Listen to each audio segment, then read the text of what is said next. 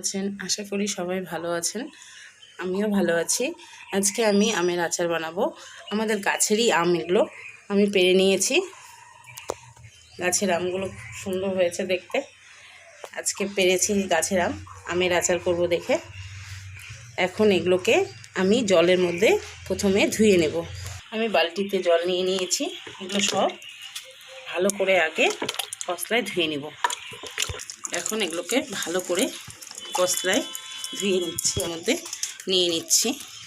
এখন আমগুলোকে মাথাগুলো এভাবে ফেলে দেব। তারপর এটাকে আমি মাঝখান থেকে আঁটি সহকারে কেটে নিচ্ছি। এইভাবে করে কেটে নেব। এই সাইজের মাপে আমি আমগুলোকে সব কেটে নেব। কেটে নিয়েছি। এরকম একটা কৌটো নিয়ে নিয়েছি। এর মধ্যে আমি আমগুলোকে সব এখন রেখে দেব।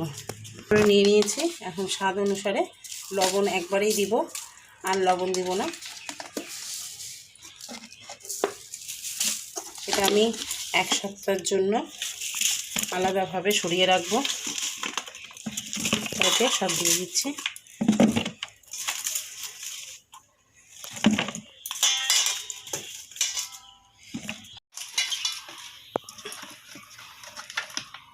লবণ দিয়ে দিচ্ছি।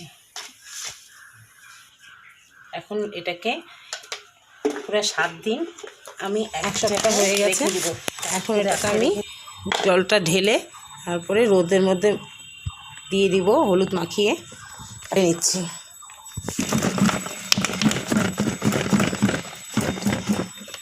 ছড়িয়ে নিয়েছি। এখন এর মধ্যে আমি হলুদগুলো দিয়ে দিচ্ছি। একদিন পুরো রোদ দিব এটাকে। তারপরে আমি মশলা বানিয়ে তেলের মধ্যে ডুবিয়ে দিব।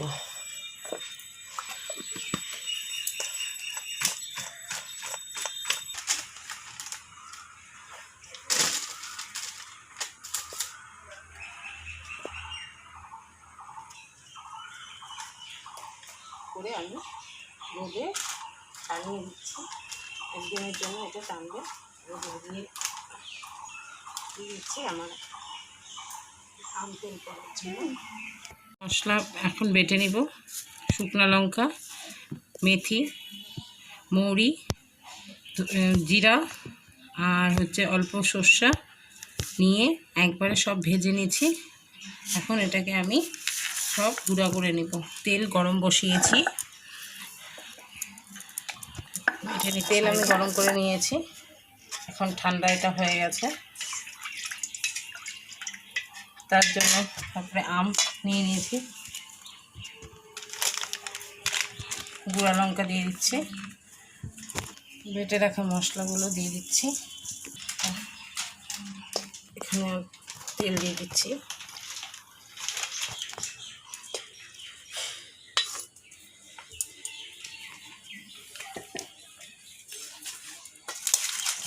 এটাকে একটু ভালো করে নেড়ে চেড়ে মশলাগুলো একটার গায়ে একটা লাগিয়ে নেব।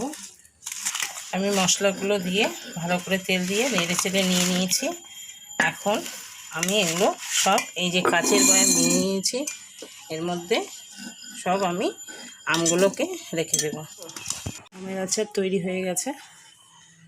আমি এটা এর মধ্যে আর কোনো কিছু দিচ্ছি না, হিং টিং কোনো ব্যবহার করছি না। এটা আমার অনেক দিন থাকবে। মাঝে মাঝে এটা রোদে দিব।